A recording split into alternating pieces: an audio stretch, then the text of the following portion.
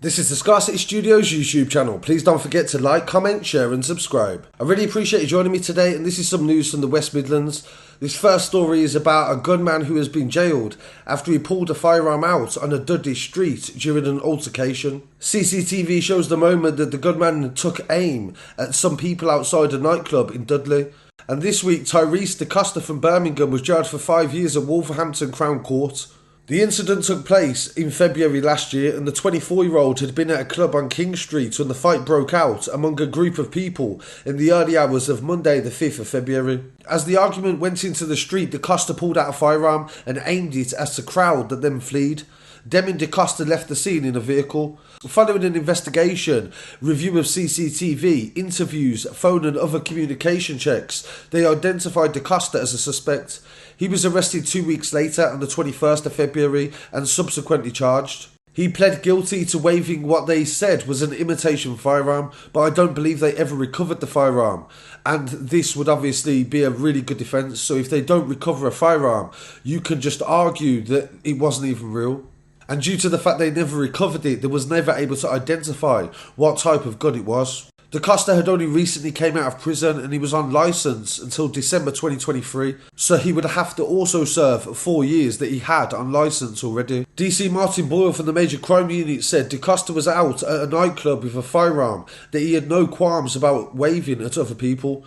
Given that DeCosta was readily prepared to use the weapon, he is a danger to society and we are pleased that he's behind bars for a significant amount of time. This story definitely goes to show the dangers when you go out, drink alcohol and want to take a weapon. Anybody that is of this mindset is clearly not somebody that needs to be out and about around other people. If you can't go and enjoy yourself in a club without feeling you need a weapon, then you're better off just not going. In some other news coming from Birmingham courts, a father and son have been found guilty of a plot to murder a man and also set him up by importing firearms. This story started in 2018 and it has taken the police several years to be able to piece together the ins and outs, and it's only this week the father and son have been convicted of conspiracy to murder in a plot to kill a man in Birmingham. Mohammed Aslam and Mohammed Nazir, father and son, both from Derby, planned to kill a man in Birmingham after a dispute in a clothing shop that left them both injured in 2018. It was heard in court they were hell-bent on revenge and they planned to kill the owner of the store and target a member of his family.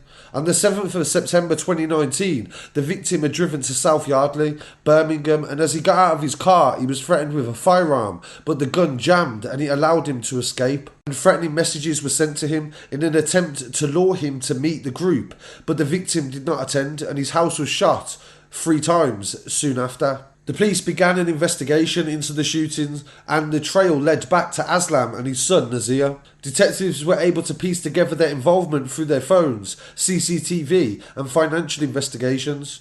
This showed their preparations for and the involvement on the night of the shooting.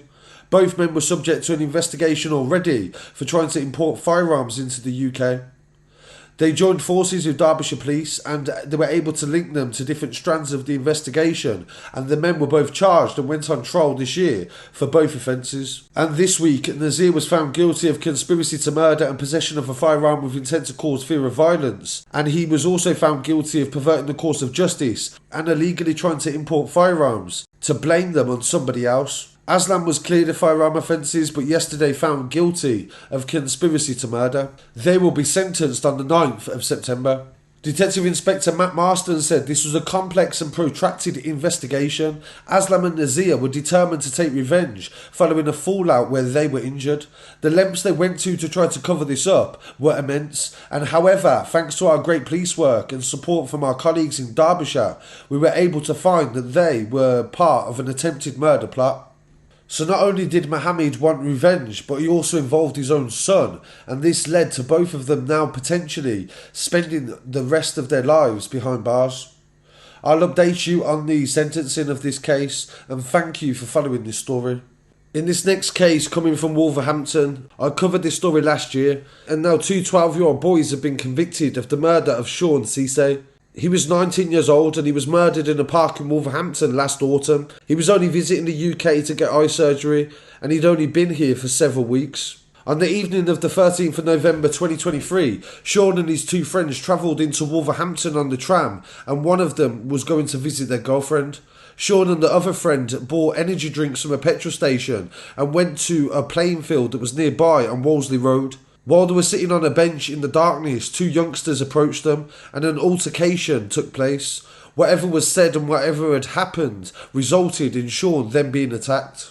The post-mortem examination gave the stab wound to the chest as the cause of death, but he also had several slash wounds and also a stab wound to his hand. The police arrived at the scene and tried to give him CPR until the paramedics took over, but despite their best efforts, he died at the scene. The scene was held overnight, the police said in a statement, and forensic examinations took place, and CCTV and investigations were underway until they found evidence to suggest the two 12-year-old boys were involved.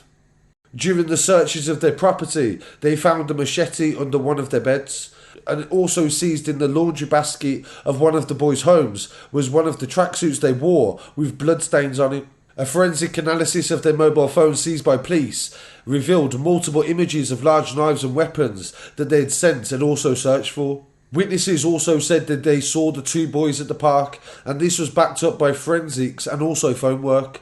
Both boys denied murder and refused to answer any questions during the interview, but on the 10th of June at Nottingham Crown Court, they were convicted of Shawn's murder. Shawn's family expressed their deep regret and loss about the situation, and also how much he meant to them and how much ambition he had in life. So I want to send my condolences to the family of Shawn, and also the conversation that needs to be had about how young killers are getting in this country. Shawn was a 19-year-old young man with his whole life in front of him. We knew he'd been subject to a brutal knife attack.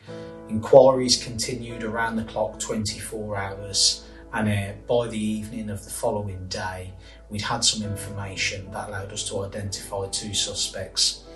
What was shocking for the investigation team was that those two suspects were both 12 years old. I lead a really experienced team that are used to dealing with the unexpected, and if anything just strengthened our resolve that the case was unique and we needed to get justice for all those involved.